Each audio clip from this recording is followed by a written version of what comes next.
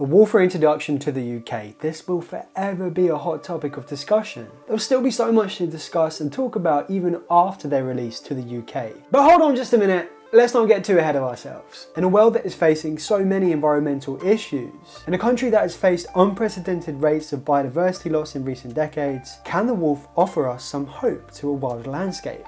To a more productive one? How can we overcome our tainted historic relationship with this quite remarkable species? How and where will changes have to be made in order to see a wolf reintroduction to the UK? And will it ever work?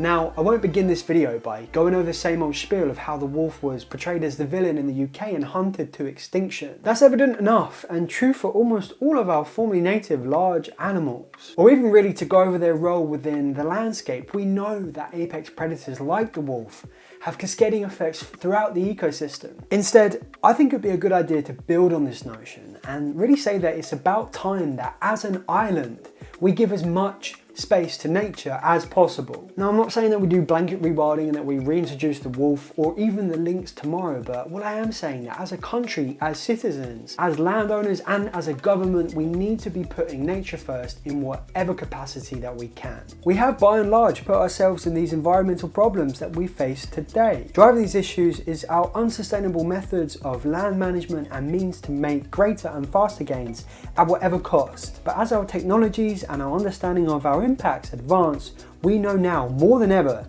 that it's time to take our dependency to survive away from exploiting nature and instead working with it. Now, this isn't just some plea of some crazed environmentalists that think we should have wolves running riot throughout the New Forest. I mean, I honestly think that a wolf reintroduction right now is a really bad idea. I mean, are you mad? But that being said, a large predator reintroduction would signify and would show that the UK is taking its environmental and climate goals seriously. And I say a large predator introduction because, as we know, as we've explored previously on the channel, there is a much more likely candidate, and that of course is the Eurasian lynx. And on the roadmap to rewilding the UK with large predators, this guy really has to come first. You know, you need to see the lynx as the appetizer, as the introductory cocktail at the rewilding party. It's to warm the UK around to the idea of living with large predators again, showing the impacts and many possibilities that an animal like a lynx could bring. And why a lynx? Well, you know, they're elusive, they're secretive, you're not really going to see them for the most part, but they will still be having those crucial impacts to the landscape. However, of course, there are still some issues to overcome with the lynx, but given time,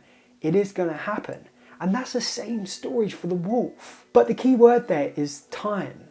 The question is, how much time? Look, I honestly think it would be a fool's game to try and put an exact time frame on when we might see these animals reintroduced to the UK. But one thing that I think we can start to look at is what has to happen. What are some of the changes that have to take place if we are to see the wolf back in the UK? Well, first and foremost, we must continue to prepare the physical landscape. I love the cake analogy when it comes to rewilding, with the wolves being the cherries that sit on top of that cake. But before you can put those cherries on, you have to bake this like scrumptious, multi-layered jam and icing filled cake. In other words, the landscape has to be optimized. And look, you know, if you created a large enough area that could sustain wolves, you're doing great. Almost all native fauna could come back to the UK, but the thing is that we're not even close to that yet. So much work has to be done to the physical landscape. Scotland, currently our best example of wilderness here in the UK, should continue to be forested at scale. Peat bogs should be restored to their former wet, juicy glory, but efforts should extend throughout Britain. And this is not important because we're preparing specific wolf habitat from, say, Manchester to London. You know, as incredible as that would be, what's actually happening is that we'd be inviting people in to associate with rewilding. And what's actually beginning to happen is little dots throughout the UK are being pledged to rewilding. There's loads of awesome interactive maps now that showcase rewilding projects in real time. Whether if it's a back garden in Chelmsford or if it's an estate in Gloucestershire, this widespread and scalable rewilding isn't just going to do so much for the physical landscape, it's also going to have an arguably bigger impact to the people. And that's really the next big part that we need to work on as a country, which is educating ourselves on rewilding. How it will affect different industries. Arguably the agricultural industry over the next 20, 30, 50 years is going to have to make some huge shifts. But this does not have to be to their detriment. All you have to do is look at somewhere like the Nepcastle estate, where in my next video I'll be going over this transformation of how they shifted from this intensively managed agricultural estate to a biodiversity haven. And the new Elms payment scheme, environmental land management, this will quite literally be paying landowners and farmers to rewild. One of the biggest hurdles to a predator reintroduction is the threat to sheep farmers.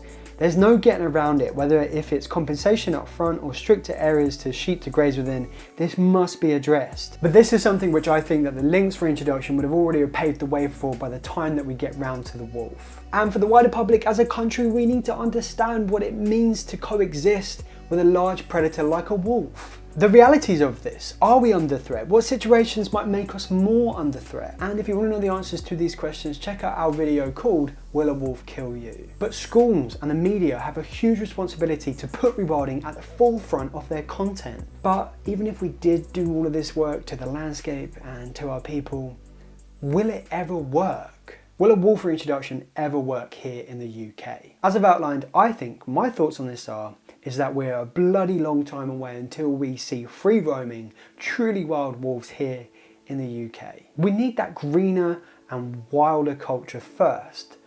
But what if I was to tell you that there was a different way? Now, I've mentioned in previous videos about a super rewilding reserve. A large enclosure, a safari park if you will, that will be home to all of our formerly native species. Is this sounding a little bit far-fetched? Well, efforts to make this happen have already been taking place in Scotland. Paul Lister, who owns the Allerdale estate, a 23,000 acre wilderness zone in Scotland, he's had this very vision of creating a large enclosure full of herbivores and their predators. However, so far, it's failed. The idea has come up against the right to roam. The idea of having a 10-foot fence completely contradicts this right, that all people can move freely throughout Scotland. But there's also been quite a lot of concern towards the animal welfare within the reserve, specifically the predator-prey relationships. But ultimately, the project has been criticised for not having a clear plan, with Paul actually being labelled by the locals as howling mad. But the Wilderness Reserve has actually already done some fantastic work, planting over 800,000 native trees in the barren valleys. This really is a super rewilding reserve, which I've already spoken about, and I sympathise a little bit with Paul because his intentions are true. He wants to showcase what a complete Scottish ecosystem can look like. But the reality is that this project would be the first of its kind in the UK and in Scotland, where there are really some very unique challenges to overcome. But what do you think? Do you feel as though that 5 wool packs should just be released to the UK right now and just be free to roam around? Or do you feel as though that we will get there eventually, but there's a few things that have to take place? Or do you just think that wolves in the UK is just such a far-flung, far-fetched idea and it will never happen? Let me know your thoughts. Check out the video on the screen now to find out if a wolf will kill you. But in the meantime, thanks for watching. Leave curious.